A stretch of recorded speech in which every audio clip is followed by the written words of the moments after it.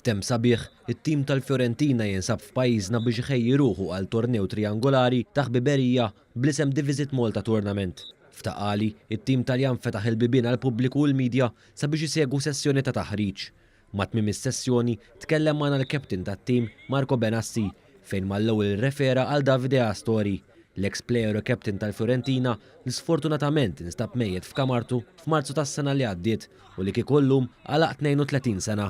U għatenna li l-ġurnata kienet tkun waħda ferm isbaħ li kieku seta' jqassam il-ballun lil sieħbu Astori. Sarebbe stato sicuramente più bello poterlo passare insieme a lui.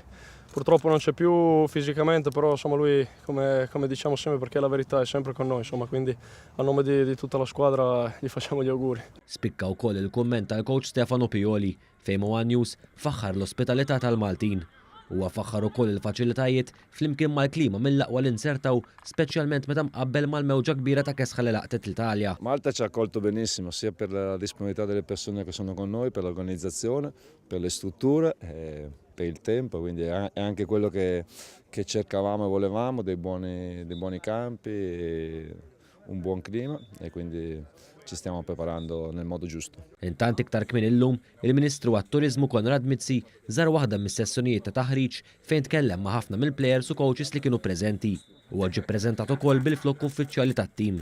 Ma' One News huwa stqar li mill-Italja biss Malta tattira iktar minn 400,000 turist fis-sena.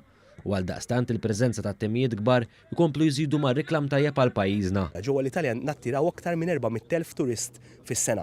Għal daqstant il-marketing efforts tagħna meta jkollok timijiet kbar u kampjoni u coaches mondjali bħal dawn li qed jippostjaw jitfgħu selfies tagħhom fuq l-internet, ifisser advertising mill-aqwa għal pajjiżna. It-tornew Visit Malta ser jittella nhar l-erba' li ġej f'Taqali.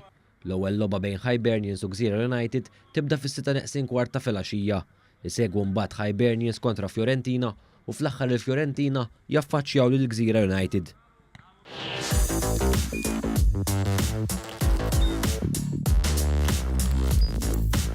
Idħol fuq one.com.mt u hemmhekk tista' tara l-programmi kollha li jxandru fuq One permezz ta' One Play.